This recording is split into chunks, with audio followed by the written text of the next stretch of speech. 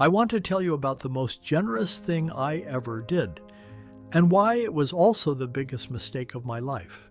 When I turned 75, I made a decision. I had savings, a house with equity, some investments my wife and I had built over 40 years. My children were struggling, all three of them, in different ways, and I thought, why am I holding on to this? They need it now. I'll give it to them now while I'm alive, while I can watch them use it. So I did. Over the next 3 years, I gave them almost everything I had. I want to tell you what happened to me at 78, when my own health started to slip, when I needed help, real help, for the first time in my life. And I looked at my bank account and understood very clearly what I had done. I'm not bitter. My children are good people.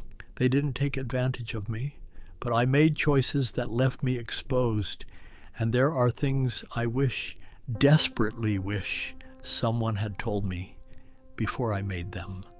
I'm going to tell you those things now. My father died with money in the bank and relationships with his children that had been strained for decades over what he was going to do with it.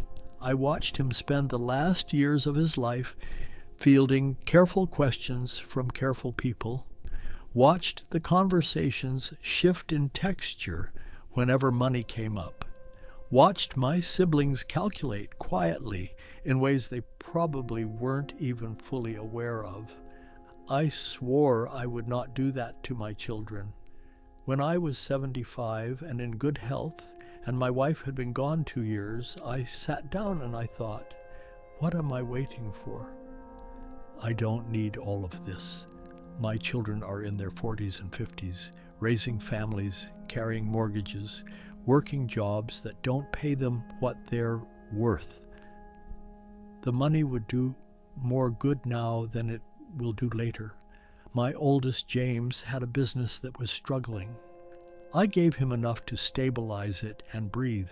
My daughter, Susan, had 2 kids in college simultaneously and was doing the math that doesn't add up. I gave her what she needed to stop doing that math.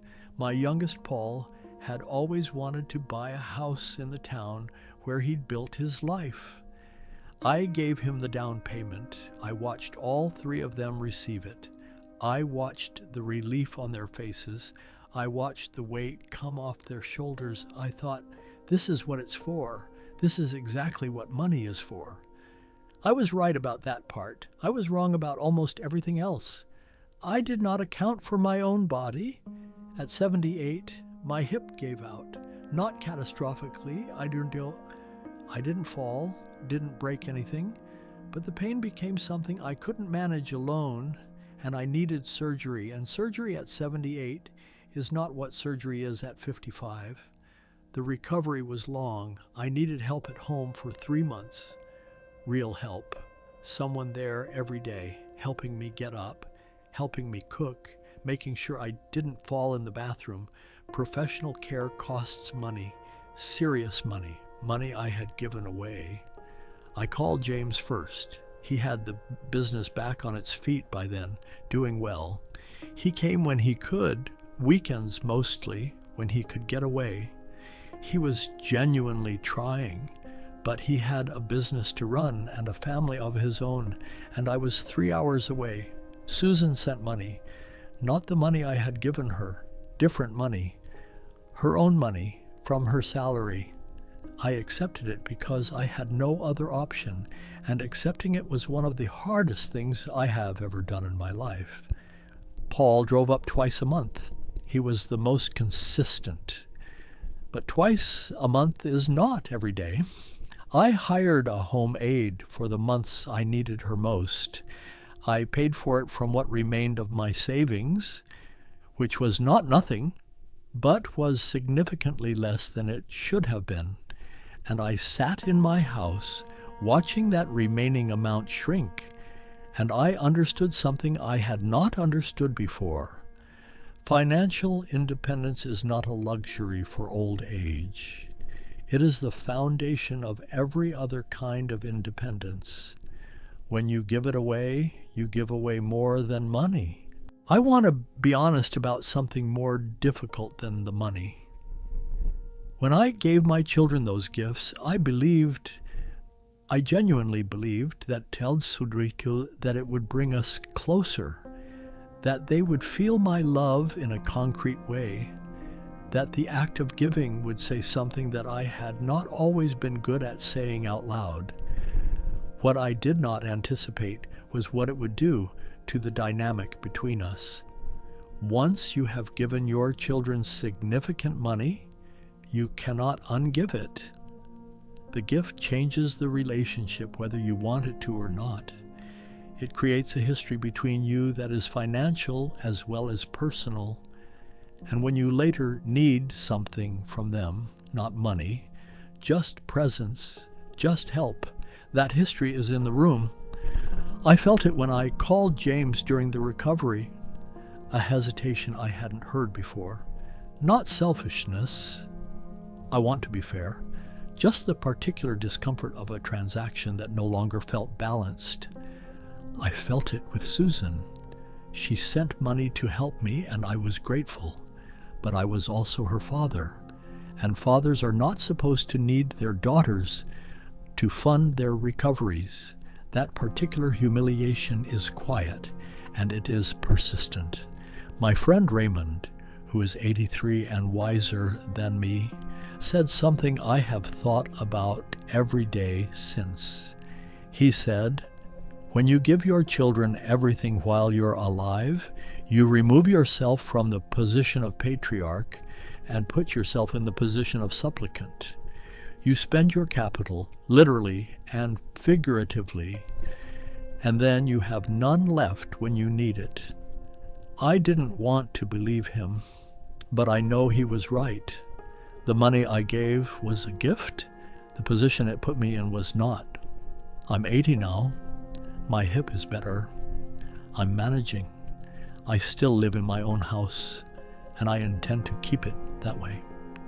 And I have thought carefully, more carefully than I thought about most things in my life, about what I would do differently. The first thing is this: I would keep enough. Not everything. I still believe in giving, in generosity, in not hoarding money while your children struggle. But I would keep enough that my independence was never at risk. Enough to pay for my own care if I needed it. Enough that I never had to accept money from my daughter while recovering from surgery.